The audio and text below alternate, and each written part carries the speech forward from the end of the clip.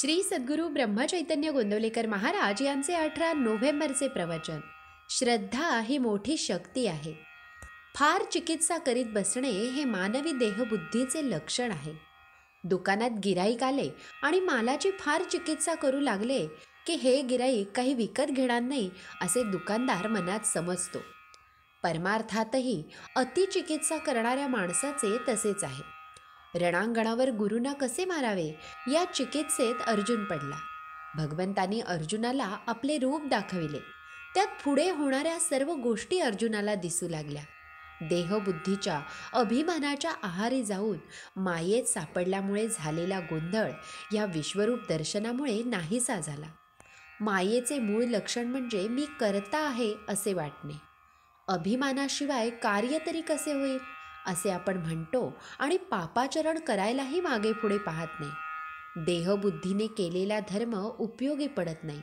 अभिमानाने पुण्यकर्मे जरी केली तरी तीही पुढल्या जन्माला कारण होतात. सर्व काही देवाला अर्पण केले ही आपली आठवण काही जात नाही. दुःखात असताना आपण आपले जीवन प्रारब्धाच्या, ग्रहांच्या, संचिताच्या किंवा भविष्याच्या हाती आहे असे म्हणतो. परंतु ते भगवंताच्या हाती आहे ही श्रद्धा उडून आपण त्याला विसरतो. आपण आपल्या शंकेचे समाधान करू शकत नाही. त्यासाठी आपण कुठेतरी विश्वास ठेवला पाहिजे. आपण आजपर्यंत जगलो याला काय कारण सांगता येईल? आपण मेलो नाही म्हणून जगलो इतकेच. मी कसा जगलो याचे कारण कुणालाही सांगता येणार नाही. म्हणून राखणारा भगवंत आहे ही श्रद्धा असावी. ही सृष्टी भगवंताने उत्पन्न केली.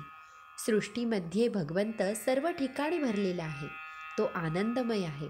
आपण त्याचे अंश आहोत. मग आपण दुःखी का? याचे उत्तर असे की देव आहे असे खऱ्या अर्थाने आपण वागत नाही. जिथे भगवंत आहे तिथे आपण त्याला पाहत नाही. श्रद्धेने साधन करीत नाही. श्रद्धेशिवाय कधी कुणाला परमार्थ साधायचा नाही.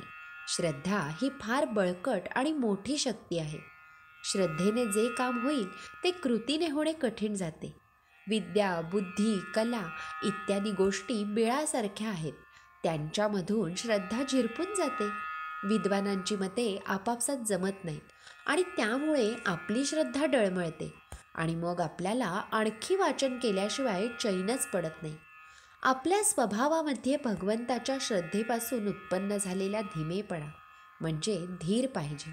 आपण आपल्या स्वतःवर जेवढी निष्ठा ठेवतो तेवढी जरी भगवंतावर ठेवली तरी आपले काम होईल. नामात भगवंत आहे ही श्रद्धा ठेवावी आणि अखंड भगवंताच्या नामात राहण्याचा प्रयत्न करावा. हाच परमार्थाचा सोपा मार्ग आहे. श्रीराम समर्थ.